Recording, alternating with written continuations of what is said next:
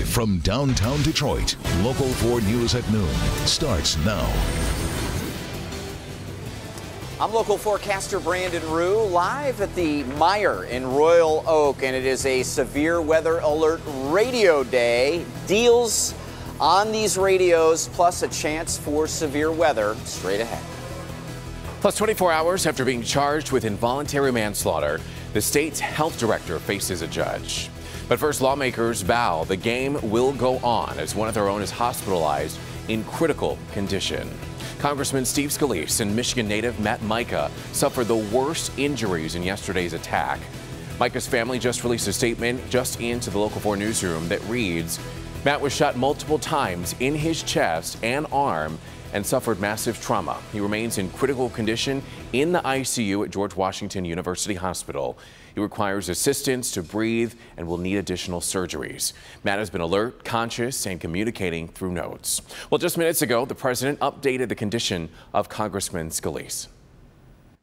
I visited Steve and his family at the hospital last night, and I reassured them that the entire country is pulling for them, praying for them, and that we are here for them every single step of the way. Tonight, in a show of unity and strength, Democrats and Republicans have decided to move forward with their annual game. Our Tracy Potts reports from Capitol Hill.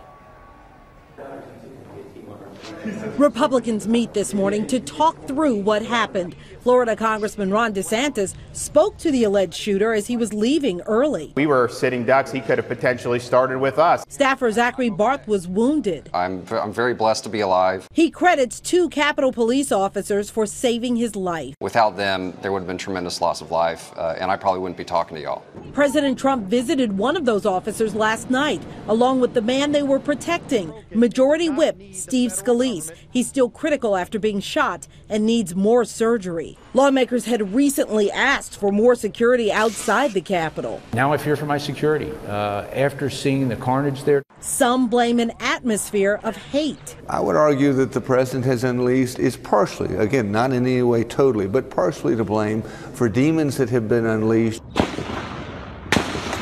This shooting prompting something Washington hasn't seen in a while: civility. We will use this occasion as one that brings us together and not separates us further. That's why lawmakers decided tonight's charity baseball game will go on. It's baseball, it's America, and when America gets punched, America punches back, and we'll do that tonight. The alleged gunman, 66-year-old James Hodgkinson, was killed. Authorities believe he'd been in the D.C. area a few months. They're scouring his Illinois home and social media for a motive.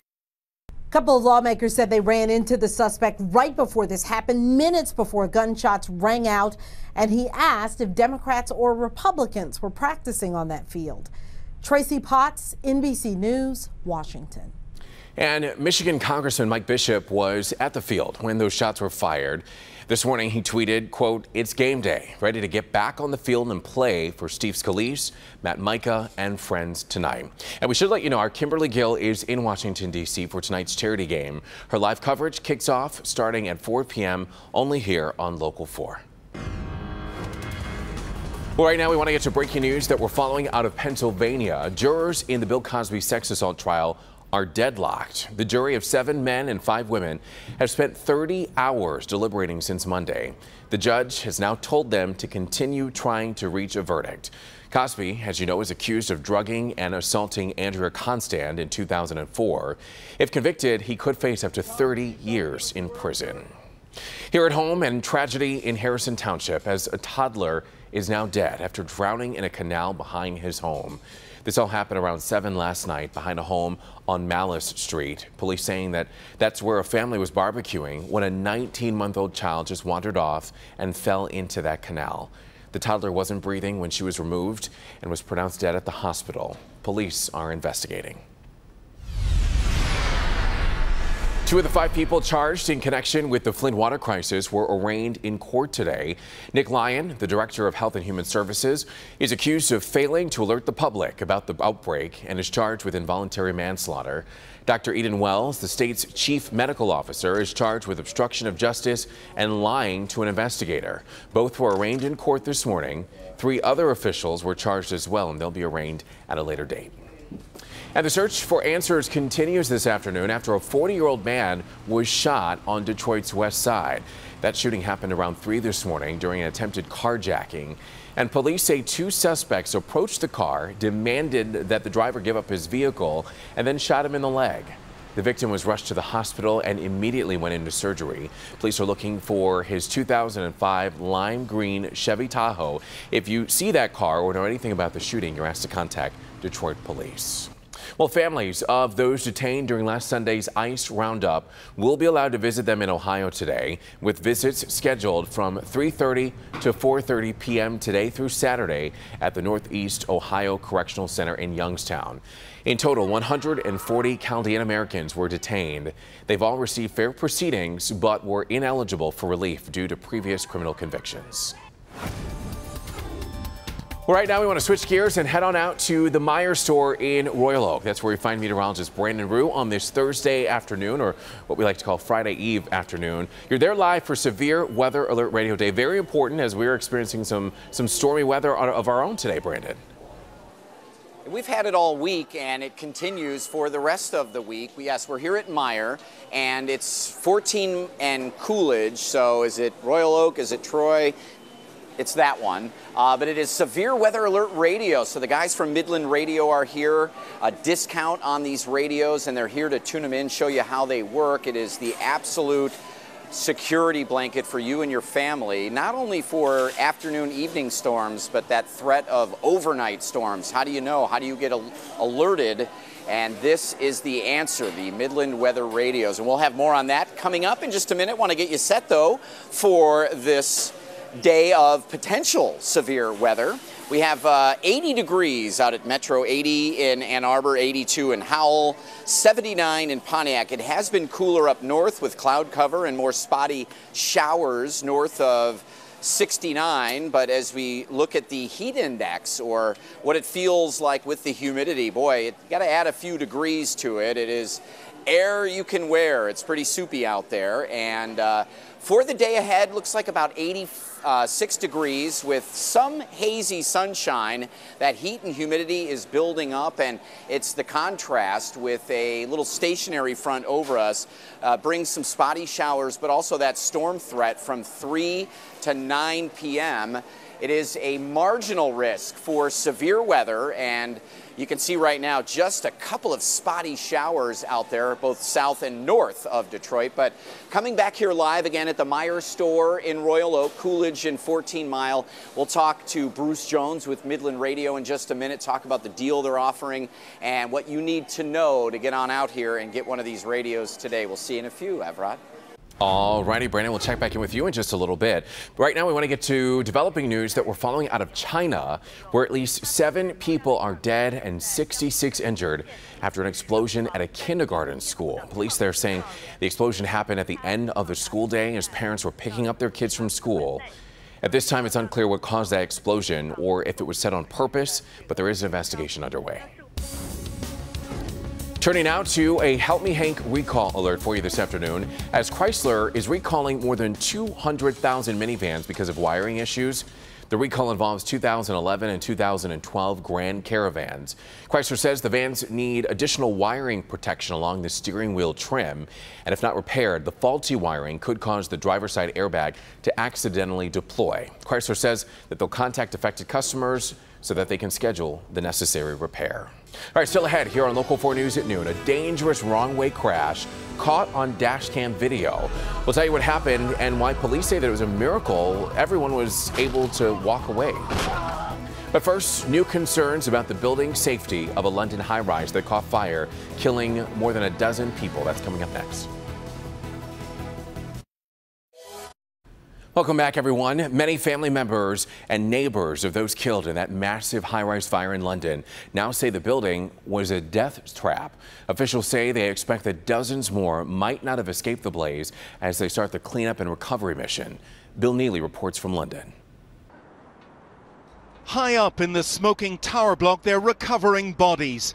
Down below, the shock is still sinking in. People are calling mom, dad, their loved one. And I'm just staring at them, couldn't really do anything. Relatives wait, helpless. I don't think they are alive. You don't think so? Fire swept the tower in minutes as people slept, at least 600 inside. They signaled with flashlights, tied sheets to escape. Firefighters battling to save them. The whole family wiped out completely. I can't take it. There's grief and anger. The building recently covered in plastic cladding. No sprinkler was required, but there was no central fire alarm. A couple of people have described this to me as a death trap. Is that going too far? Well, it obviously was a death trap. And a death toll, police say, will rise by dozens. So real anger here. The singer Adele has weighed in. She came here last night to show her support. She's from London and she met residents here, just one of the millions of people truly shocked by this tragedy. Back to you. And now to Utah, where a terrifying wrong-way crash on the highway there was captured on dash cam video. Watch this.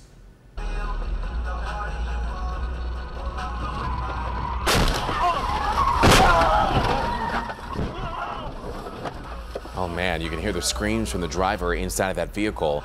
And in the video, you can see a truck hit its brakes and then swerve. Well, the car behind it then crashes into that wrong-way driver head on. But amazingly, no one was seriously injured in this crash. The driver of that wrong-way vehicle took off, still on the run from police. But Highway Patrol there in Utah says that they found marijuana and other drug paraphernalia inside of that truck. New at noon. Protecting your kids from predators online, while the experts revealing important information to keep your children safe this summer. It's in a Help Me Hank special report coming up. I'm local forecaster Brandon Rue live at the Meijer store, Coolidge Highway and 14 Mile in the Royal Oak, Troy area. Severe weather alert radio day on a day we're tracking severe weather chances next. First thing my mom wanted to know when I got hurt was how soon was I going to come home and how soon could she see me. David Rojas, critically wounded in Iraq, spent several months in the hospital. When you're there and you're by yourself, it's lonely. David got the very best medicine, the loving care of his family with him through the whole ordeal, thanks to Fisher House. There are 72 Fisher Houses around the world, and there are none in Michigan. Find out who's working to change that and how you can step up to help provide this crucial need for our wounded warriors tonight at 11.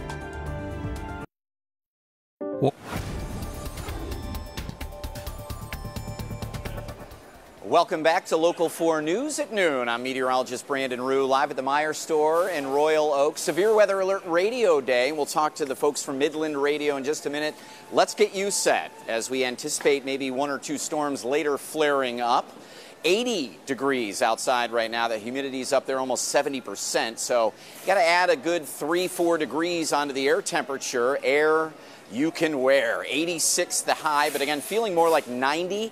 So it is sweaty weather out there and spotty showers out there now, but the storm threat that we're concerned with mainly through the late afternoon and early evening, clearing out tonight, 66 degrees overnight and a little more comfortable, at least we hope. Here's a look at the showers up there in Sanilac County, also leaving Lenawee into Monroe. No real threat with these, just a quick little shower, but we have a stationary front, a weak little boundary where the cool and warm and muggies are battling it out, and that's a trigger for us later today.